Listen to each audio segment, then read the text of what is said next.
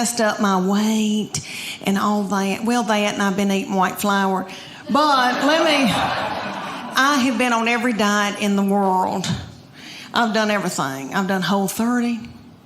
I've done South Beach. I have done Weight Watchers. All right, I praise God that Weight Watchers doesn't have a limit on how many times you can join. Because I have joined Weight Watchers 9 times and lost 7 pounds in all. Come to find out, you have to follow a program. I know that, but I go because the meetings are funny. And it's like going to a comedy club. It really is. It's like AA, but it's for people who eat their emotions. And that's who I am. I eat my emotions. Like my husband would come home and the kids would be fighting and he'd say something like, "What have you done all day?" And I'd eat a hot dog and I don't even know where it came from. Well, I had to keep from drinking whiskey. I didn't want to get hooked on whiskey with little children. So I joined Weight Watchers so many times, and this last time, Oprah bought it.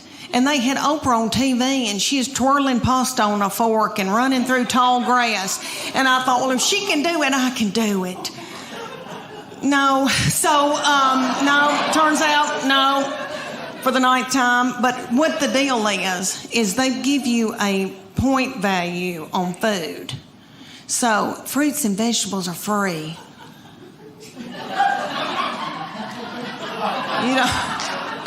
You don't care, really. And like a piece of beef that's the size of a credit card. It's like 5 points or something like that. You don't want any of that. You're so hungry when you start that you could eat the wallpaper off the walls.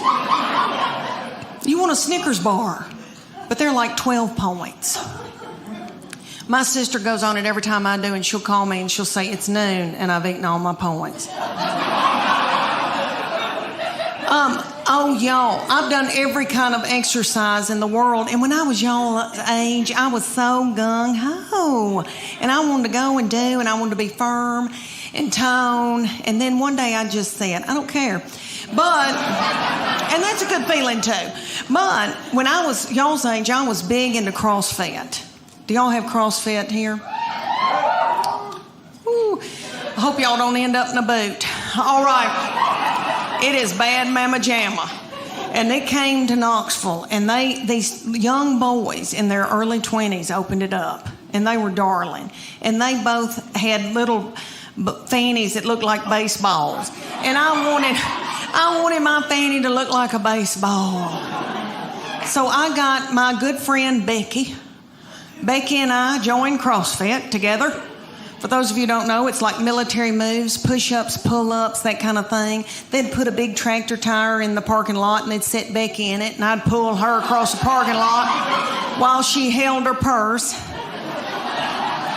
Well, these boys came to us one day, and they said, "Hey, we're going to have a contest, and whoever wins it gets 3 months of free training." And it's going to be for the women and for the men. It's going to last 10 weeks. We're going to take your before and after picture, and then the whole gym's going to vote on whose body has changed the most. And we were like, yes. So one day, we show up, didn't know it was picture day. I had on a horrible-looking sports bra that had lost all of its support, and I should have bizzed it the night before. It had a gray tint to it, and it really wasn't gray. It was white. And if I'd have known it was going to be picture day, I'd have gotten a spray tan. But anyway, they said, take your top off to me and Becky, and they go, just leave on your sports bra and your spandex, and we're going to take your picture. And I was like, whoa, wait a minute. And I didn't want those little boys to not ever want to marry and have children. So I said, Becky, me and you, we're going in the back. I said, I'm taking Becky's picture and she'll take mine. So we went in the back room, and Becky went. And I said, what are you doing, Becky? Don't you want to win this thing? I want to win it. So I took my spandex and shoved it under my stomach and went.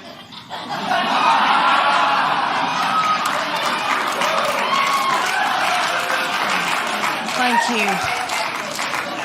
Oh, it was a sight. These kids put it on the internet because that's what kids do. So if y'all Google it and you see this poor woman with her head cut off with these 2 feed sacks, oh, it was a sight. But what they said, they go, okay, and when I saw that, I thought, oh my gosh, you are what you eat, and I look like a big bun, is what I look like. But they said, you're going to eat paleo, and it's what God put upon the earth to sustain us. So if you can run it down and kill it, dig it out of the ground, pick it off of a bush, you can eat it. So that's lean meats, fruits, vegetables, nuts, berries, and seeds. That's no grain, no dairy. When's the last time any of y'all ever got off of white flour? Anybody? Oh, and you still can yell. Okay. Good for you. Oh my gosh, I had the shakes. Becky and I both were shaking. We drank a bunch of coffee. Then we had to have our teeth whitened. Anyway, my husband said, you are so hateful. Will you please eat a piece of white bread? I mean, it was awful. I mean, oh, how horrible if somebody had to get off of heroin.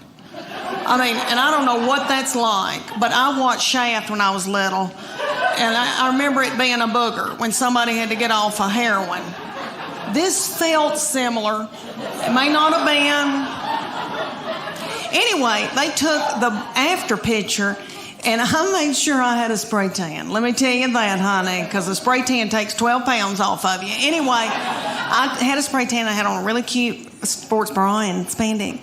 And I took mine, and my second baby is my oldest daughter who's about to graduate from the University of Tennessee. She's 22, and let me tell y'all, I know every crow thinks theirs is the blackest, but let me say that she is a beauty, and she is smart, and she's done very well in school, and she's in a sorority and done well with her sorority, and she's athletic, and she's mean, and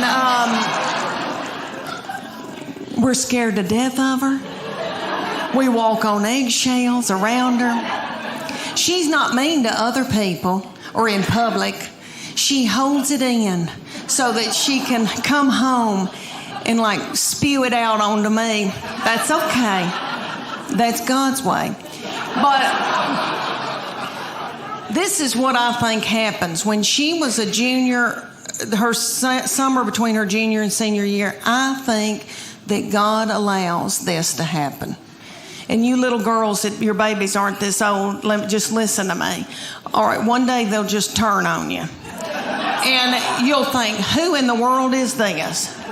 Who's coming down the steps in the morning? We don't know who this is. I think that God allows that because he knows that you're about to let your baby go off to college or whatever they're going to do, and he knows that you're grieving. So he makes them just as mean as he can so that you can let them go. And I believe that. That summer, the very breath that I breathed out of my nostrils made her so angry. We were not allowed to eat cereal in our own home because she couldn't stand to hear us chew. I don't mean to talk about her because she had a lot on her.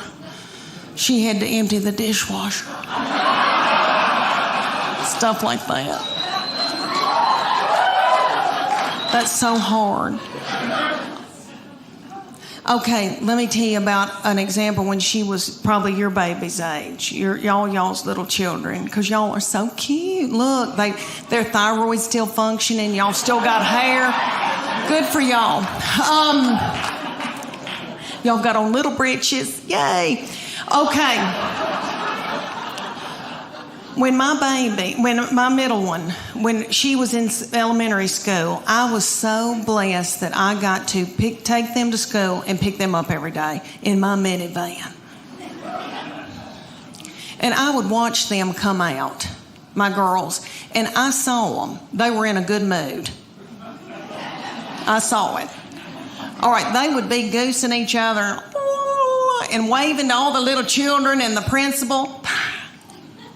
See you tomorrow. Okay. Then they'd come over to my minivan, get in, slam the door. That middle woman take her backpack and sling me in the back of the head with it. She'd say every day something like, I'm starving to death. You don't have a piece of cheese in this car? Your driving's making me car sick. I hate her. Why did you have her? And the baby would be sitting over the back. She'd be going, Mom, Mom, Mom, Mom, Mom. And I'd say, what? And she'd go, Mom, Mom, Mom, Mom.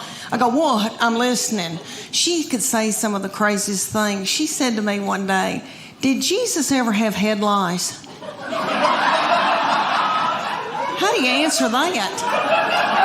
I said, well, baby, I don't know. But if he did, I know he healed it. And they'll be whipping each other and telling each other how bad they hate each other. And then my boy would come out of middle school. He'd get in the car and say,